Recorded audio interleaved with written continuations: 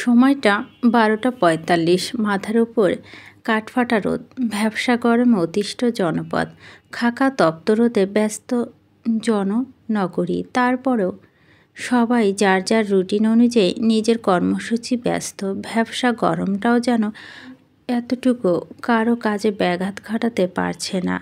জনপথের রাস্তাগুলো ঘন্টার পর ঘন্টা জ্যামজট পাকিয়ে আছে। গাড়ির ঘোড়ার পেপু শব্দ, অতিষ্ঠ মানব নগরী। দ্বিধা নেই কারো, বিরক্তিতা নিয়েও অতিষ্ঠতা পেরিয়ে যথারীতি ফিরতে চায় নিজের গন্তব্য। তাদের দলেরই একজন মায়া। সেই অতিষ্ঠতায় মাঝে ট্রাফিক জ্যামে বসে আছে সে। একা নয়, সঙ্গী সাথী হিসেবে হেনা খান ফিহা রয়েছে। গায়ের কলেজ ড্রেস পরিহিত, কারণ কলেজের পূর্বেটা এখনও শেষ হয়নি। মায়া অধ্যয়ন পাঠ বহাল রয়েছে। ক্লাসের সময় ইতি টানল না ক্লাসের। তার পূর্বক্ষণে ক্লাস ভঙ্গ করে মায়াকে নিয়ে আসলো হেনা খান। উদিত কলেজের প্রিন্সিপালকে বলে। হঠাৎ কী জন্য হেনা খান মায়াকে জরুরি তলবে কলেজ থেকে নিয়ে আসলো তাও ঠিকঠাক জানা নেই তার। তবে ফিয়ার কাছ থেকে এতটা জানতে পারল হেনা খান নাকি তাদের দুজনকেই অসময়ে মার্কেটে নিয়ে যাবে। অনীহা করল না মায়া, তবে কৌতূহল ছিল তীব্র। হেনা খান এই অসময়ে কাঠফাট রোদের মধ্যে তাদের মার্কেটে নিয়ে যেতে চাচ্ছেন সেই বিষয়ে কৌতূহল দমাতে না পেরে প্রশ্ন করছিলেন মায়া। উত্তর দেয়নি হেনা খান, শুধু বলল অনেক দিন ধরে মার্কেটে গিয়ে কেনাকাটা করা হয় না ওনার, তাই শপিং করতে যাচ্ছে ব্যাস। আর প্রশ্ন করল না মায়া, চুপচাপ থাকলো। এরই মধ্যে হেনা খান পুনরায় জানালো তার আগে আরাফ খান অফিস পরিদর্শনে যাবে। ঠিক পরিদর্শন না, বলতে গেলে হেনা খান নিজের স্বামী ও নাতির জন্য দুপুরে লাঞ্চ বক্স নিয়ে যাচ্ছেন। আরাফ খানের তথ্য অনুযায়ী আজকে রিত নিজে অফিস ছেড়ে একদিনের জন্য ওনার অফিসে বসবে খান গ্রুপের জরুরি ডিল সাইন করার জন্য। সেই অনুযায়ী এখন রিতের অবস্থা আরাফ খানের অফিসের মিটিং কক্ষে। দুপুর লাঞ্চ দুজনে একসাথে করবে। সেই সুবাদে হেনা খান তাদের জন্য ঝটফট হাতে রান্না করে লাঞ্চ বক্সে নিয়ে যাচ্ছেন স্বামীর অফিসে। সাথে নিজেও যাচ্ছেন নিজেদের সবার খাবার। অনেক দিন পর সবাই একসাথে দুপুরে লাঞ্চ করবে বলে। খাওয়া দাওয়া সেরে ফিহার মায়াকে নিয়ে মার্কেটে উদ্দেশ্যে যাবেন তিনি। এমন মায়ার অনুভূতি স্বাভাবিক, কোনো নড়চড় নেই। হ্যাঁ, রিতকে কালকের রাতে বিষয়টা নিয়ে ভয় করলেও নিজেকে নিরাপদ মনে করছেন পাশে হেনা খানকে পেয়ে। মায়া থানার রিত আর যাই করুক না কেন, অন্তত হেনা খানের সামনে ওকে কিছুই করতে পারবে না সে। যদিও আঘাত করতে চায় তাহলে হেনা খানের পাশে থাকবে রিত থেকে তাকে বাঁচানোর জন্য। মায়া নিশ্চিত মনে অনল বসে রইল। স্বাভাবিক ভঙ্গিতে গাড়িতে কাজ ভেদ করে তাকায় ব্যস্ত নগরীর দিকে। অনেকটা সময় নিয়ে অবশেষে পৌঁছায় আরাফ খানের অফিসে বিল্ডিংয়ের প্যাকিং এরিয়াতে। গাড়ি থেকে নেমে জমিনে দাঁড়াতেই মায়ার চোখে দৃষ্টি বাজল বিল্ডিংয়ের ওপর শীর্ষের দিকে বড় বড় অক্ষরে লেখা খান গ্রুপ অফ ইন্ডাস্ট্রি। মায়া বুঝল চোখের সামনে বিশাল বড় বিল্ডিংটি আরাফ খানের অফিসিয়াল। কথা না বাড়িয়ে হেনা খানের পিছন পেছন যেতে লাগলো সে। টিফিন বক্স হাতে ড্রাইভারের সামনে সামনে হাসছে তাদের। মায়া স্বস্তি মনোনয়নে যেতে যেতে চারপাশে প্যাকিং এরিয়াতে চোখ বুলায় নীরবে। চোখে পড়ল সারিবদ্ধভাবে জায়গায় জায়গায় করা বাইক দাঁড়ানো কোম্পানি এমপ্লয়ার। যথারীতি লিফট করে হেনা খানের সাথে থার্ড ফ্লোরে উঠে মায়া। অসম্ভব সুন্দর মার্জিত স্কয়ার সিস্টেম অফিসটিতে সবাই ব্যস্ততার কাজ চালাচ্ছে যার যার ডেস্কে বসে। জুতা গম গম শব্দ উপস্থিত কর্মীদের মনোযোগ টনক নড়ল। মনোযোগ নড়ে কৌতূহলী দৃষ্টি স্থির হলো তিন মানবীর উপর। তবে সবার দৃষ্টি কেন্দ্রবিন্দু হেনা খান নয়, মায়া আর ফিহা। হেনা খানের কোম্পানি এমপ্লয়ারদের সাথে পূর্বে পরিচিত থাকা এই মুহূর্তে সবার দৃষ্টি কেন্দ্রবিন্দু অনায়াসে মায়া আর ফিহা ছিল। কনফারেন্স রুম, গম্ভীর পরিবেশ। অন্ধকারময় রুমটিতে এক টুকরো সাদা আলোর আলোকিত। চারপাশ চোখের সামনে ঝলমলে সাদা পর্দায় একের পর এক সেলার্স পরিবর্তন হচ্ছে। সেই ভীত আলোয় অস্পষ্ট বোঝা যাচ্ছে প্রত্যেকের গম্ভীর মনোভাব। ইয়াঙ্গার যুবকটি উপস্থিত সদস্যদের প্রজেক্টর ডিজাইনার প্রেজেন্টেশন করছেন দক্ষতার স্বরূপ। হৃদ তাদের মূল কেন্দ্রবিন্দু। মূলত এই প্রজেক্টটি দিয়েই তাদের অপূর্ণ উদ্দেশ্যগুলো পূর্ণ হবে। সেই মনোভাব। যুবকটি তার বাবার কোম্পানি হয়ে কাজ করবে। আজকে তার ফাইলের ডেট। দীর্ঘদিন পূর্বেই ডেট ফিক্সড করা হয়েছিল খান গ্রুপের সাথে, কিন্তু হৃদ খানের সান্নিধ্য পাচ্ছিল না বলে প্রত্যেকের ডেট পিছানোর মূল কারণ। কাজে মার্জিত ভুল ত্রুটি চাই না বলে গুরুত্ব দিয়ে একের পর এক প্রজেক্ট ডিটেলস দেখাচ্ছে যুবক ছেলেটি নিজেই। থমথমে নিস্তব্ধ পরিবেশে কালো চেয়ারটিতে গা হেলিয়ে আছে হৃদ। সূক্ষ্ম চোখে মনোযোগ সহকারে স্ক্রিনে তাকিয়ে আছে। দৃষ্টি গম্ভীর, বাচনভঙ্গি চুপ। বাম হাতে কনিচি আর হাতলে ঠেকিয়ে ঠোঁটের ওপর রাখা। ডান হাতে কাচের কিউব বল ধরা, যেটা থেকে নিজের সামনে কালো কাচের টেবিলের ওপর রাউন্ড রাউন্ড ঘোরাচ্ছে হৃদ। তাতে শব্দ হচ্ছে গুমট গুমট, কিন্তু হৃদ সেদিকে মনোযোগী নয়। এতে করে নিস্তব্ধ পরিবেশের সামান্য গুমট শব্দটাও কানে ঝংকার তোলার নেয়। বার কয়েক মনোযোগ নষ্ট হয় প্রদর্শনীয় ছেলেটির। ধাতস্থ হয়ে নিজেকে সংযত করে পুনরায় নিজের কাজে মনোযোগী হয় সে। সেই সাথে উপস্থিত সদস্যরাও। সামান্য শব্দটা নিষেধ করার জন্য কেউ মুখ খুলছে না হৃদের ভয়ে। আরাফ খান বসা ঠিক হৃদের পাশের চেয়ারটিতে। ওনার দৃষ্টি স্থির সাদা পর্দার স্ক্রিনে। শব্দহীন থমথমে গম্ভীর পরিবেশ। হঠাৎ মুখ খুলল হৃদ। গম্ভীর স্বরে বলে উঠল, meeting is over, you can go now. হৃদ গম্ভীর মুখের কথা আলো জ্বলে উঠল তাৎক্ষণিক অন্ধকার রুমটিতে। উপস্থিত সদস্যরা চমকালো, বিষণ্ণয় ঘাড় ঘুরিয়ে তাকালো হৃদের গম্ভীর মুখের দিকে। ঘাবড়ে টেনশনে সহিত বলে উঠল যুবক ছেলেটির বাবা সৈয়দ সেন। কি বলছেন মিস্টার আব্রাহাম? প্রজেক্টর হার দেখানো শেষ হয়নি এখনো। তাহলে? হৃদ বিরক্ত চোখ তুলে তাকায় সামনে সৈয়দ সেনের দিকে।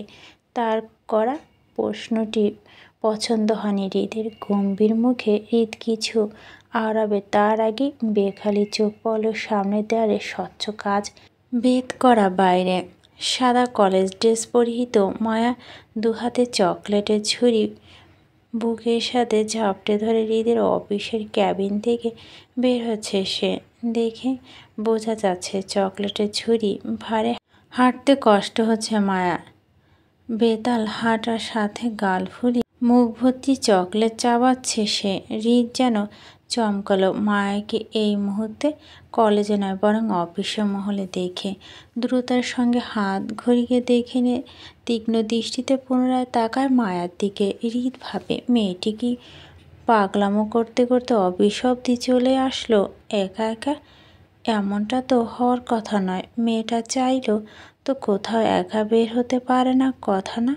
সে সিকিউরিটি নিয়ে রেখেছে মেয়েটার পিছনে। তাছাড়া মেয়েটার কলেজ থেকে বের হওয়ার সময় তাকে কেউ ইনফর্ম করেনি কেন? হৃদের দৃষ্টি গাঢ় হয়। বিরক্ত রেশ কাটিয়ে কুঞ্চিত কপালে তাকায় মায়ার কর্মকাণ্ডের দিকে। হৃদের স্থির দৃষ্টির মধ্যে দিয়ে মায়া হাঁটতে হাঁটতে পুনরায় থেমে যায়। হঠাৎ কিছু একটা মনে পড়ার মতো ভেবে গোল গোল চোখে তাকালো চকলেট ঝুড়ির দিকে।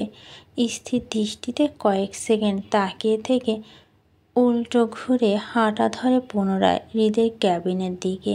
হৃদ কপাল কুঁচকায়। মায়াকে পুনরায় নিজের রুমের দিকে যেতে দেখে তীক্ষ্ণতা চেয়ে যায় নিজের মাঝে। গলা খাকিয়ে সৈয়দ সেন হৃদের মনোযোগ আকর্ষণ করে মুহূর্তে। মনোযোগ ভস্ম হতে সঙ্গে সঙ্গে উঠে দাঁড়ায় হৃদ। গম্ভীর মুখে সৈয়দকে উদ্দেশ্য করে বলে, নট ইন্টারেস্ট ইওর প্রজেক্ট। দ্রুততার সঙ্গে সাদা পর্দার সামনে থেকে বলে উঠল সৈয়দের ছেলে জিহাদ সেন। মিস্টার খান, মিটিং শুরু হয়েছে মাত্র 10 মিনিট হয়েছে, তাহলে সম্পূর্ণটা প্রজেক্ট না দেখে কিভাবে ডিসিশন নিচ্ছেন আপনি? বিরক্তর ভাঁজ পড়ে হৃদের কপালে। স্বল্প জ্ঞানী মানুষ কোনো কালেই তার পছন্দ নয়। অনেক কিছু ডিটেলসে বোঝাতে হয় এদের। সেই ফালতু সব সময় বহন করার মতো ধৈর্য তার নেই। যেখানে মেধা তালিকায় ছোট সেখানে এত বড় প্রজেক্ট কিভাবে সামলাবে সে? হৃদ বিরক্ততে কটাক্ষ করে বলে উঠে ছেলেটিকে, সম্পূর্ণ খাবার খেয়ে তারপর খাওয়ার টেস্ট ধরন বলাটা অর্থহীন। ব্যক্তি নিরন্তর কাজ। ডিল পছন্দ হয়নি মানে রিজেক্ট। অনুদিত জ্বলিত অগ্নিমশালের মতো জ্বলে উঠল জিহাদ। অনেকটা দিনের কষ্ট পরিশ্রমের ফলে আজকের প্রেজেন্টেশনে গড়া তার, সেটা না দেখেই সোজা রিজেক্ট করে দিচ্ছে হৃদ খান। এতটা অহংকার তার টাকার প্রতিপত্তির ক্ষমতার মানুষকে মানুষ কষ্টকে কষ্ট বলে মনে হয় না তার? নিজেকে সংযত করতে না পেরে আংশিক তেতে উঠল যেন হৃদের সামনে। সেটা কাল হয়ে দাঁড়ালো জিহাদের পরবর্তী পদক্ষেপ। খানিকটাই তেজ দেখালো হৃদকে, মুখে আওড়ালো শক্তবান। আপনি মজা নিচ্ছেন মিস্টার খান? কোনো কিছু না দেখে সোজা রিজেক্ট করে দিচ্ছেন প্রজেক্টটা। আপনি জানেন কতটা কষ্ট করা হয়েছে এই প্রজেক্টটির জন্য? না জানা কিউট বলাটা শক্তিতে হাতে চেপে ধরে হৃদ নিজের হাতে পিষ্টে রাগান্বিত চোখ দুটো তুলল জিহাদের দিকে। কুঞ্চিত কপাল সহিত তিক্ততা নিয়ে বলো, তো আমি কি করব ফালতু প্রজেক্টের জন্য? 300 কোটি টাকা তো বাপ দিবে নদীর তীরে বালুর উপর ফ্যাক্টরির জন্য। 300 কোটি টাকা নয়, বরং 500 কোটি টাকা দিয়ে গড়াবে। ফ্যাক্টরি তৈরি করার পর আর নিশ্চয়তা নেই, যে কোনো সময় প্লাবন বন্যা বালু ধুয়ে যেতে পারে নদীর পানির সাথে। ফ্যাক্টরির সাথে সাথে ফ্যাক্টরির মালও নদীর তলদেশে যাবে। তার ক্ষতিপূরণ কে দেবে? তোর বাপ?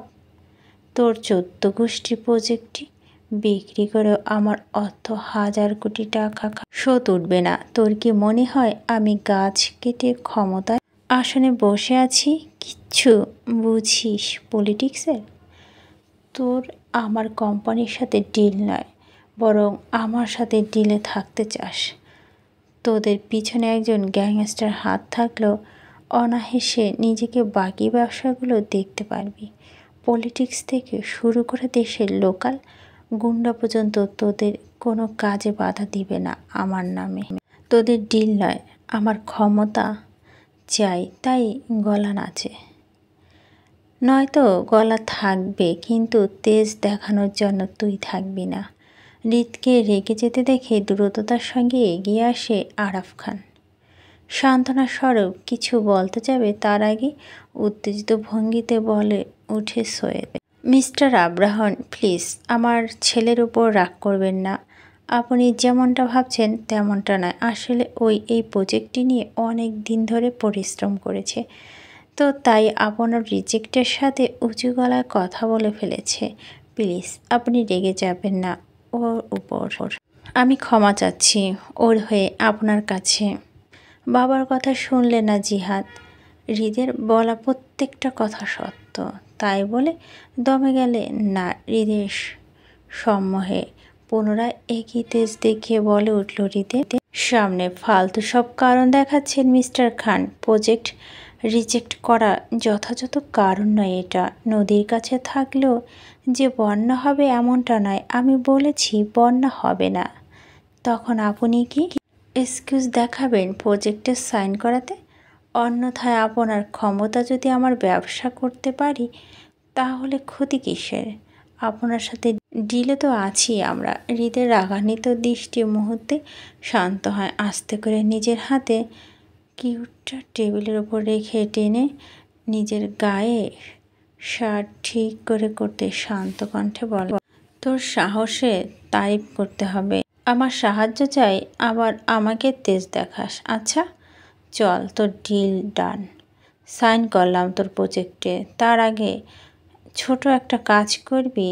তোর বাপ ছেলে দুজনে আমার, কাজটা আসিফ বুঝিয়ে দেবে তোদের। ওয়েট, আসিফ একটা দলিল নামা তৈরি করে যেখানে সত্য হিসেবে লিখবি স্বর্গীয় শ্রী সৈয়দ সেন এবং তার ছেলে উত্তম কুমার জিহাদ সেন স্বেচ্ছায় খুশি মনে তাদের স্থাবর অস্থাবর সম্পত্তি, প্রপার্টি, প্রজেক্ট সকল কিছু আমার নামে লিখে দিচ্ছে এবং তার বিনিময়ে আমি হৃদ খান এই প্রজেক্টে হতে 5% শেয়ার দান করছি স্বর্গীয় সৈয়দ নজরুল সেন ও তার ছেলের নামে। হৃদের কথায় প্রেক্ষিতে সম্মতি জেনে তৎক্ষণাৎ বলে ওঠে আসিফ, ভাই স্বর্গীয় কেন? সৈয়দ সেন তো এখনও বেঁচে আছেন, তাহলে ডিল সাইন করার পর হার্ট অ্যাটাক করে মারা যাবে বেচারা, তাই আকবাক স্বর্গীয় লিখে রাখবি আর কি। হৃদের কথা ভয়ে আড়ষ্ট হয়ে যায় সৈয়দ। হৃদ সম্পর্কে তাদের ধারণা আছে এবং হৃদের পাওয়ারকে কাজে লাগিয়ে নিজের ব্যবসাটা আরও এগিয়ে নিয়ে যেতে চেয়েছিল তিনি, এটাই সত্য। কিন্তু ছেলে বোকামি যেন সব কিছু হারাতে হবে এবার হৃদের হাতে, তাই ভয়াক্ত দৃষ্টি উত্তেজিত কণ্ঠে বারবার হৃদের কাছে থেকে ক্ষমা চাচ্ছে তিনি। হৃদ শুনল না তার করা অনুরোধ, বাণীগুলো করা আদেশে আসিফকে বলে বের হয়ে যায় কনফারেন্স রুম থেকে। আরাফ খান হতভম্ব দৃষ্টিতে এতক্ষণ হৃদের কঠোরতা দেখে হৃদকে বের হয়ে যেতে দেখে দীর্ঘ নিঃশ্বাস ফেলে হাতে ইশারায় সৈয়দ সেনকে আশ্বস্ত করে তিনি হৃদের পিছন পিছন ছুটে যায়। বাইরে এসে হৃদের পিছন থেকে ডেকে বলে উঠে তিনি, কি করছিস হৃদ? ডিল পছন্দ না হলে রিজেক্ট করে চলে আয়, অযথা ওনাদের ভয় দেখাচ্ছিস কেন? দাঁড়ালো না হৃদ, চোখ মুখ শক্ত করে সামনে দিকে ধূপধাপ পা ফেলে হাঁটতে হাঁটতে বলল, আই মিন ইট দাদা ভাই, আমার কোনো রোড সাইড গুন্ডা নয় যে ভয় দেখে ছেড়ে দেব। আমি ছেড়ে দিতে শিখিনি, তাছাড়া সহজেই সবাইকে ছেড়ে দিলে হৃদ খান নাম কাউকে তারা ভয় পাবে না। মানুষের মন থেকে হৃদ খানের নামের ভয় কমে আসবে। নিজের ক্ষমতা বহাল থাকতে কিছু মানুষ বুলি পিষ্টে আমাদের হাতে হতেই হবে, এটা সাধারণ ব্যাপার। ক্ষমতা আসনে ঠিকই থাকতে হলে মানুষের মন ভয় থাকাটা জরুরি, তার জন্য এসব সাধারণ ব্যাপার দাদা ভাই। আরাফ খান না হুশ হলো হৃদের বাচন ভঙ্গিতে। হৃদের এমন বেপরা জীবনে মোটেও পছন্দ নয় ওনার, তাই তিনি অনেক চেষ্টা করে হৃদের ফেরাতে পারেনি এ জীবন থেকে, বরং উল্টো হয়েছে, হৃদ নিজের পরিবারের সাথে যোগাযোগ কমিয়ে দিয়েছে। তাই বাধ্য হয়ে তিনি এখন চুপ থাকেন, হৃদকে কিছুই বলে না। নিরাশ হয়ে অসন্তুষ্ট ভঙ্গিতে আবারও বলো আরাফ খান, হৃদ এমনটা যাতে না হয়, নিজের পরিবার হারিয়ে ফেলবি, নিজের প্রিয় জিনিসটা তোর ক্ষমতার অতলে হারিয়ে গেল চিরতরে। প্রিয়জন ছাড়া, পরিবার ছাড়া থাকতে পারবি তো শুধু ক্ষমতার দাপটে? হৃদ উত্তর করল না আরাফ খানের পরপর প্রশ্নে। মোট কথা তার প্রশ্নগুলো পছন্দ হয়নি। বিরক্ত ভাঁজ কপালে ফেলে চলে যায় নিজের কেবিনের দিকে। আরাফ খান হতাশ দৃষ্টিতে আওড়ায় হৃদের যাওয়ার দিকে। নীরবে দীর্ঘ নিঃশ্বাস ফেলে তিনি নিজের কেবিনে ঢুকে যায়। পরপরই কেবিনের দরজা টেনে রুমে প্রবেশ করতে খানিকটা চমকে উঠে হৃদ। বিরক্ত ভাঁজ পড়া কপালটা মুহূর্তে শীতল হয়ে যায় সামনে দৃশ্য দেখে। এতক্ষণ যাবৎ বিগড়ে যাওয়া মেজাজটা চটিয়ে শান্ত হয়ে আসে মায়াকে দেখে। যতটা তিক্ত ছিল তখন কনফারেন্স রুমে, ততটা নরম শীতল হয়ে আসে মায়াকে দেখে। সে দেখছিল মায়াকে নিজের ক্যাবিনে চকলেট ঝুড়ি দুহাতে ঝাপটে ধরে ঢুকে। হৃদ আসতে চেয়েছিল তখন, কিন্তু উটকো কথোপকথনের কারণে মাথা থেকে ছুটে গিয়েছিল মেয়েটি তার ক্যাবিনে ঢুকেছে। হৃদের হালকা ঘাড় বাঁকা করে উঁকি মেরে দেখা মায়ার চকলেট ঝুড়ি নিয়ে কি করছে। বুঝতে পারে মায়া চকলেট নিজে অ্যাপ্রনের দু পকেটে ঢুকাচ্ছে, যতটা পারছে ততটা। মায়াকে দেখে বোঝা যাচ্ছে সে এই মুহূর্তে চকলেট চুরি করা মহাব্যস্ত, যার কারণে হৃদের আগমনে টের পায়নি সে। হৃদ আস্তে করে রুমের দরজা লক করে দেয় ভিতর থেকে। পকেটে দুহাত গুজিয়ে দরজার সামনে হেলিয়ে দাঁড়ায়, মনোযোগ সহকারে দেখতে থাকে মায়ের চুপিসারে চুরি করা কর্মকাণ্ড। সময় নিয়ে হৃদের আনা সুস্বাদু চকলেটগুলো মায়া নিজের জায়গায় অ্যাপ্রনের পকেটে ঢুকাতে ঠেসে ঠুসে উঁচু করে চকলেট ঢুকিয়ে উঠে দাঁড়ায়। সে নিজেকে ছোট ছোট হাত দুটোকে একত্রে করে যতগুলো সম্ভব চকলেট নিয়ে বুকের সাথে চেপে ধরে পড়ে যাওয়ার ভয়ে ধীর গতিতে সামনের দিকে ঘুরে দাঁড়ায় মায়া। ব্যস্ততা দুগাল উঁচু করে এখনও মুখভর্তি চকলেট চাপাচ্ছে সে। হৃদকে দেখল না মায়া, দৃষ্টি স্থির নিজের বুকে দুহাত চেপে ধরা চকলেটগুলোর ওপর। ধীর পায়ে দু কদম এগোতে কানে আসলো হৃদের কণ্ঠ। মায়া চমকালো, ভকরালো, হতভম্ব হয়ে সামনে তাকাতে চোখে পড়ল হৃদের নির্বাক ভঙ্গি। কি ম্যাডাম, চুরি করা শেষ? মুখ ভর্তি চকলেট নিয়ে চোয়াল ঝুলে যায় মায়ার। চাপানোর বন্ধ করে হাঁ করে তাকিয়ে থাকে হৃদের দিকে। চোখে মুখে আতঙ্কিত ভাব। চুরি ধরা পড়ার ভয়ে নীরবে চুরি করতে গিয়েও ধরা পড়ে যাবে হৃদের সামনে, যা তার জন্য মোটেও প্রস্তুত ছিল না মায়া। কে কার চকলেটগুলো তাও জানা নেই মায়া। হাঁটতে হাঁটতে ভুলবশত চলে আসে এই রুমে। ভাগ্যক্রমে রুমে এসে চকলেটের ঝুড়ি দেখেই ফেলে। ঝুড়িতে বড় বড় অক্ষরে মায়ার নিজের নামটা দেখে প্রথমে মনে করে এই ঝুড়ি ভরা চকলেট তার জন্য এনেছে আরাফ খান। তাই কোনো দিক বিবেচনা না করে ঝুড়ি পকেটে ছিঁড়ে খেতে শুরু করে। কিছুটা খাওয়ার পর নিজের মনে করে ঝুড়িটার সাথে করে নিয়ে গিয়েছিল সে। মধ্য রাস্তা থেকে ফিরে আসলো এই যদি এটি তার দাদা জানে না হয় অন্য কারো হয়তো, তাহলে নিশ্চয় তার চকলেট সে না পেয়ে মন খারাপে কান্না করে বসবে মায়ার মতো করে। তাই মায়া দয়ালু মনে পুনরায় ফিরে এসে চকলেট জায়গায় রেখে দিল ঠিকই, কিন্তু নিজের জন্য বেশ কিছু চকলেট চুরি করে নিল, যতটা মায়ার হাতে পকেটে মুখে দিচ্ছে ততটা। কিন্তু অপ্রত্যাশিতভাবে হৃদের আগমন ঘটা ধরা পড়ে গেল সে। হৃদ মায়াকে চোয়াল ঝুড়িয়ে দাঁড়িয়ে থাকতে দেখে কয়েক কদম এগিয়ে আসে মায়ার দিকে। তীক্ষ্ণ দৃষ্টিতে মায়ের উপর থেকে নিচ পর্যন্ত পরখ করে ভুরু কুঁচকে বলে উঠল, দিনে দুপুরে ডাকাতি, তাও আমার চকলেটের উপর! সাংঘাতিক চোর তো আপনি। ম্যাডাম, মায়া চুরিকৃত চকলেটের মালিক হৃদ নামটা শুনে মুহূর্তেই চোখ যেন কোঠা থেকে বের হয়ে আসা উপক্রম মায়ার। ভুল জায়গায় ভুল চুরিটা করে ফেলেছে সে। এখন হৃদ ভাইয়াকে কীভাবে বুঝ দেবে সে? তার জীবনে যত ভুল আছে সব কেন হৃদ ভাইয়ের সামনেই হয়, অন্য কারোর সাথে কেন হয় না? মায়া একরাশ কষ্ট ভারাক্রান্ত জর্জরিত হলো। ভাবলো তার হৃদ ভাই নিশ্চিত তাকে ভুলন্ত চোর। নিজের ভাবনার কষ্ট লাঘবে মায়া ভয় ভীত চোখে তুলে তাকালো হৃদের কুচকানো চোখের দিকে। মুখে চকলেট চিবুলো ধীরে ধীরে। কি বলবে হৃদকে ভেবে পেল না। মুখে ভাষা যেন হারিয়ে গেল গলায়। অস্থির চোখ দুটো হৃদের থেকে সরে এক পলক দেখে নিল নিজের হাতে চকলেটগুলো। মায়া কিছু একটা ভেবে নিল মনে মনে। নিজের ভাবনা চট করে চোখ তুলে তাকায় হৃদের দিকে। তৎক্ষণাৎ সাবধানে আস্তে করে এগিয়ে দেয় নিজের হাতে চকলেটগুলো হৃদকে। হৃদ বুঝল না মায়ার মনোভাব। কপাল কুঁচকে তাকায় মায়ার দিকে। মায়া হৃদের কুচকানো কপালে ভার চোখে ইশারা বোঝায় চকলেটগুলো নিতে। যথারীতি হৃদ দুহাতে মেলে ধরতে মায়া নিজের হাতে সকল চকলেট ঢেলে দেয় একত্রে, দুহাতে ভাজে। একে একে মায়া নিজের অ্যাপ্রন পকেটে হাত ঢুকে চকলেট বের করে রাখছে হৃদের দুহাতের ভাজে। সম্পূর্ণ চকলেট হৃদকে ফিরিয়ে দিতে দিতে মুখে খাওয়া চকলেটগুলো শেষ হয়ে যায় মায়ার। হৃদের হাতে চকলেটগুলো তুলে দিয়ে অপরাধী গলায় আস্তে করে বলে উঠল, আমি চুরি করি নাই।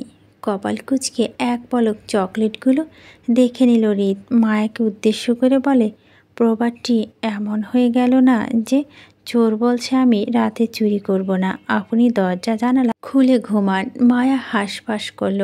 নিজে সাফাই মিথ্যে বলে উঠল হৃদকে, সত্যি বলছি চুরি করিনি আমি, শুধু চকলেটগুলোর ছুরিটা নিচে পড়েছিল তাই আমি উঠে রেখেছিলাম। পরে ভাবলাম আমি চলে যাওয়ার পর যদি কেউ চকলেটগুলো চুরি করে ফেলে, তাই নিজের সাথে করে নিয়ে যাচ্ছিলাম সেফ রাখার জন্য। মায়ার কথা একটা বুড়ো উঁচু পাশে ছুরিটা দেখে নেয় হৃদ। আচ্ছা, তার জন্যই বুঝি ঝুড়ি ছিঁড়ে মুখে আর পকেটে রেখে চকলেটের হেফাজতে করেছিলেন আপনি? পুনরায় যুক্তি দেখিয়ে বলল মায়া। ঝুড়িটার ওজন ছিল তো অনেক, নিতে কষ্ট হচ্ছিল আমার, তাই একটু করে প্যাকেট ছিঁড়ে চকলেটগুলো প্যাকেটে রেখেছিলাম সেফ রাখার জন্য। আচ্ছা, কিন্তু ঝুড়ির হাল বেহাল দেখো তো, মনে হচ্ছে না আপনি একটু করে ছিঁড়ছিলেন ম্যাডাম? আর চোখে তাকায় মায়া পাশে টেবিলের দিকে। ঝুড়ি হতে এলোমেলোভাবে ছড়িয়ে ছিঁড়ে চকলেট পড়ে থাকতে দেখে ঠোঁট উল্টা মুহূর্তে হৃদের সামনে না বোঝার ভান ধরে ইনোসেন্ট চেহারায় বলল, আমি একটু করেও ছিঁড়েছিলাম। বাকি প্যাকেটগুলো কিভাবে ছিল আমি কি জানি? সেটাই তো নিশ্চিত চকলেটগুলো হাত পা ছিল, তার জন্য নিজে লাফাতে লাফাতে ঝুড়ি প্যাকেট ছিঁড়ে বের হয়ে গেছে, তাই না? আগের ন্যায় ঠোঁট উল্টে বলল, আমি কি জানি? হায় ম্যাডাম, আপনি আর আপনার যুক্তি দুটোই অসাধারণ, তাই চোরকে মনে ধরেছে আমার। আপনার বাজিয়ে ফ্রেম করে দেওয়ালে টাঙিয়ে রাখবো। আজকাল এমন সুন্দরী ইনোসেন্ট চোর পাওয়া বিরল।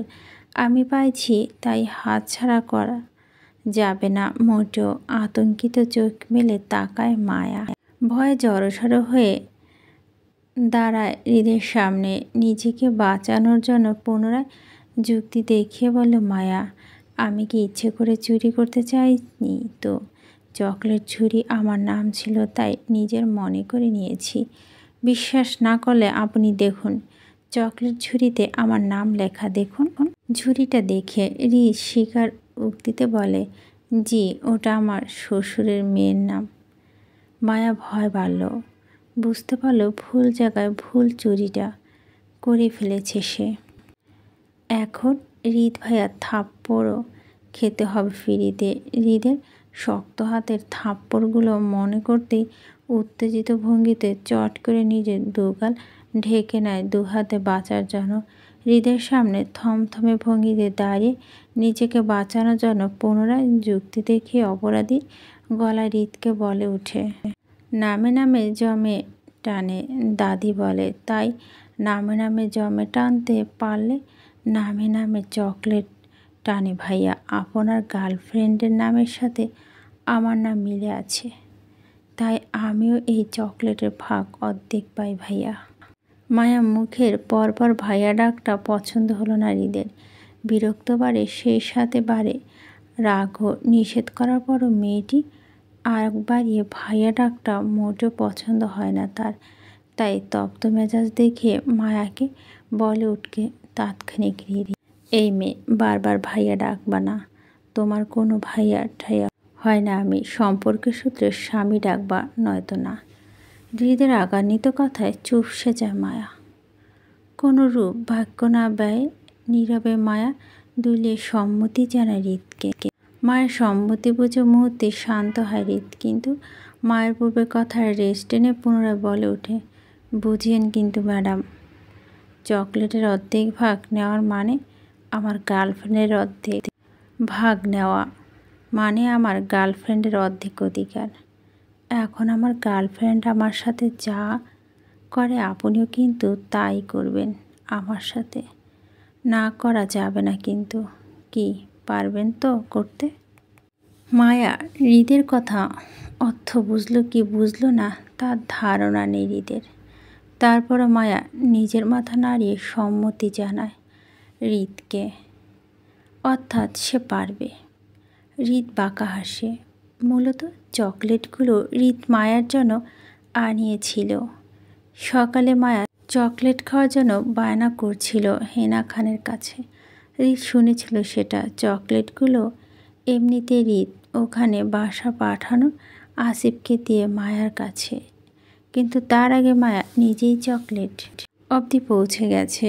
হৃদের তিক্ততা মনটা শীতল হয় যখন মায়ের চকলেটে মাখো মাখো মুখখানা দেখে। মনে হয় এই নারীতে তার সকল ক্লান্তি অবসান। এই মেয়ে পাগলামিতে কেটে যাবে হৃদের দিনের পর দিন। তার হৃদ 2 কদম এগিয়ে গিয়ে হাতের চকলেটগুলো পুনরায় ঝুড়িতে রেখে লাফিয়ে উঠে বসে টেবিলের ওপর। হাতে ইশারায় মায়াকে ডাকে নিজের কাছে। এদিকে আসো।